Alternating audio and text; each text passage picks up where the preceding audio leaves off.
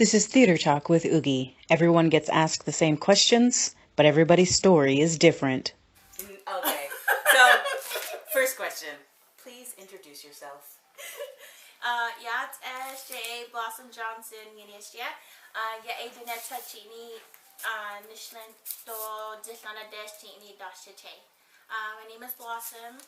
I'm from the Giant People clan, and my paternal grandfather, actually my maternal grandfather, is Red Bottom People.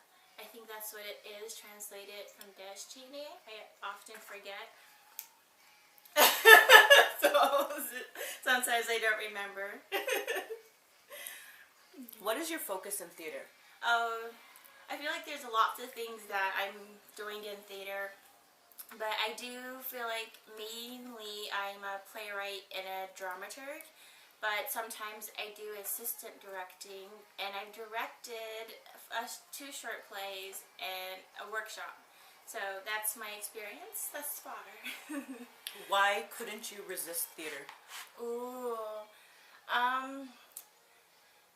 let's see. I feel, let me just think.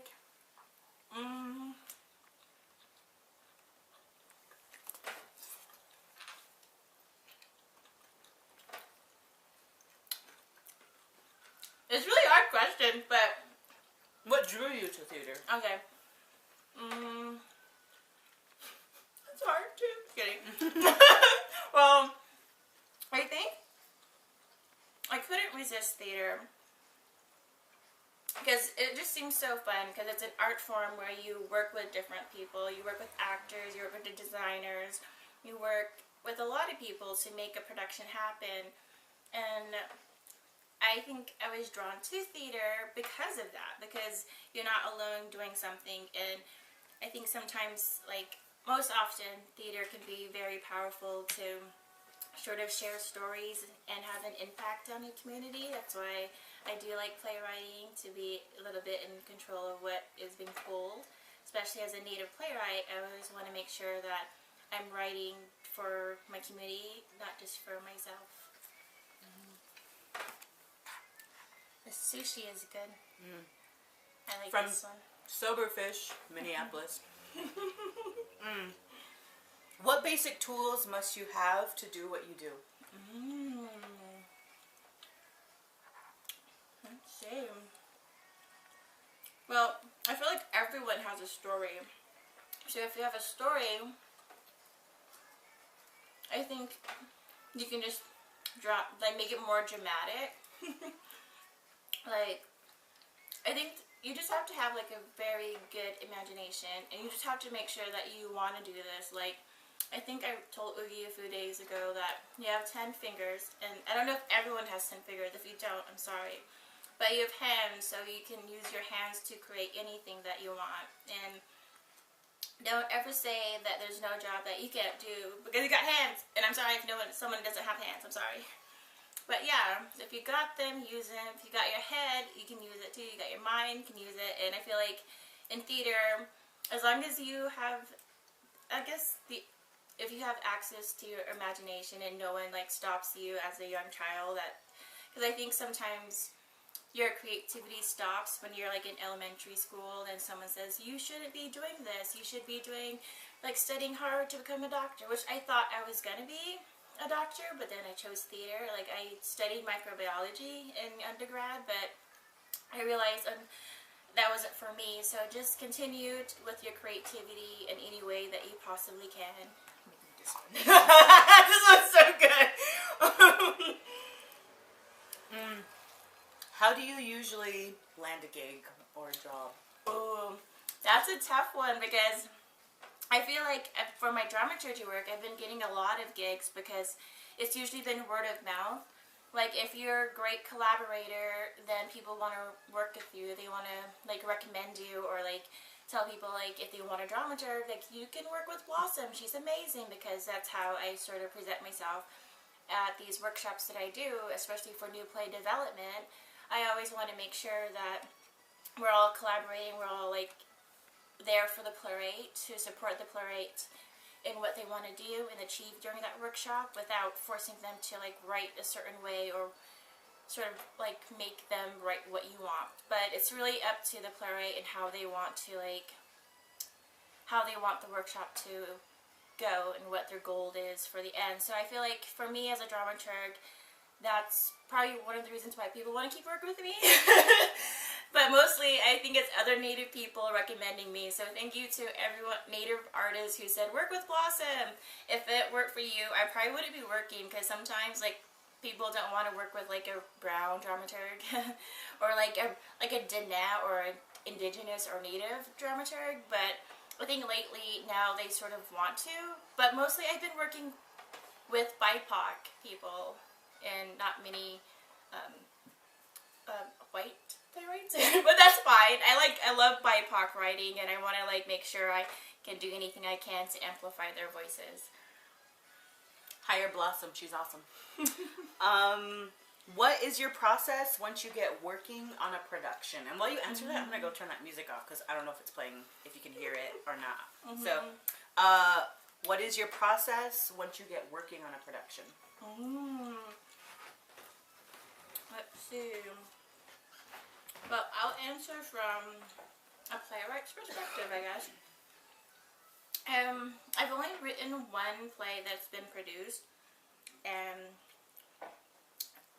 I think for me, the actors are always important in the production process, because the script could be changing throughout, and they're always like willing to work with the changes up until like the run through, and even through opening night if there's like a problematic phrase well, there was one, it was a joke, it was something, but they let me know, and then I changed that, so I didn't ruin the scripts. Like that did not stop like the play from like the character's journey. So I feel like there are some things that I don't know when I'm writing, and then when someone lets me know, I think that's a very important process, and then I hear them out and I listen, and I do make the changes. What are you working on currently or in the near future, and in what capacity? Okay. Well, I'm commissioned by Alter Theater to write a play.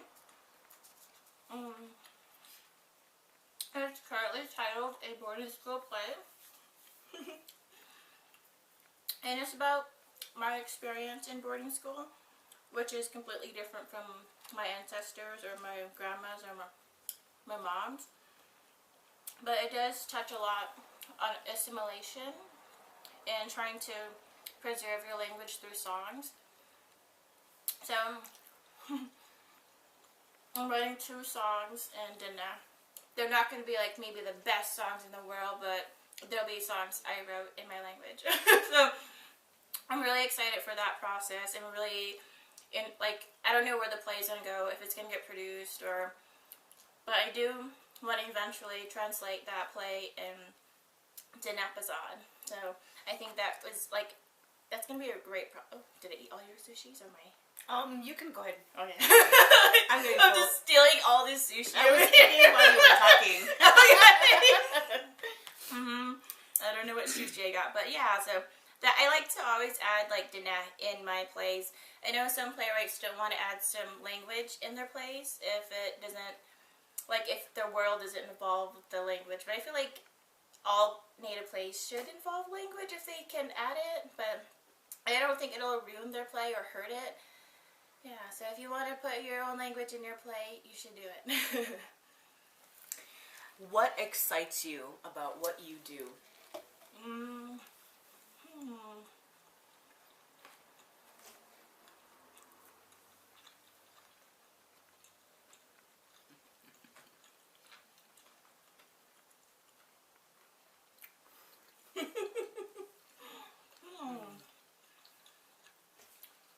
I think just having the production to go up. Like after all that hard work, the tears, the blood and sweat, you know, and then crying after someone's like, I don't understand your play. And then I'll go home, drink wine, cry, then rewrite, and then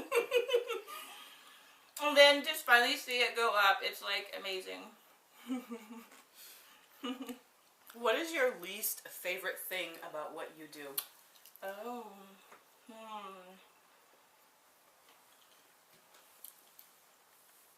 I think, like, because I do want to make a living through writing and doing theater, TV, and film. But I feel like sometimes it's, like, hard to get your foot in the door.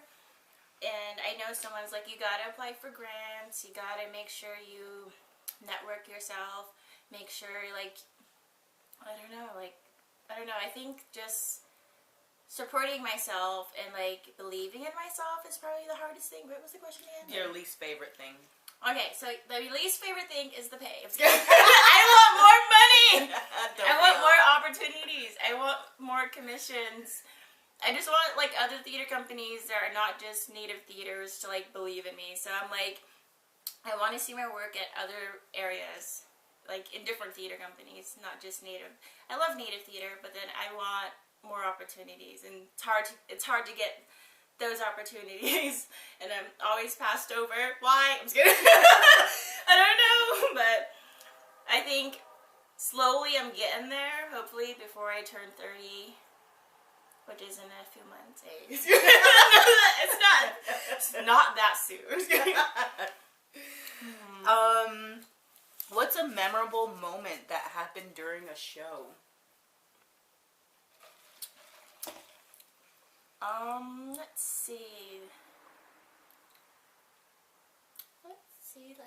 I'm trying to think of, like, what happened in dramaturgy. What happened in my... I think I did like directing Deanna's Standing Clouds play, Virtual Medicine Man, and I enjoyed, it was a 10-minute play, and I think it was just exciting because it was my first time directing a play that was going to be produced in a festival. So that was exciting to see these characters come together and perform. And then one of the actors decided to be in the play at the last minute, and we had the role cast, but then they stepped in, knew the lines, and they did it. So I think it was just like professionalism, I don't know, but they did an amazing job. Rafa, that's you. Oh, yeah. Rafa's awesome too. Mm-hmm. What piece or pieces of advice do you have for someone going into your profession? Ooh. If you choose dramaturgy, I feel like it depends on where you go to study, or if you want to study at a grad school or undergrad.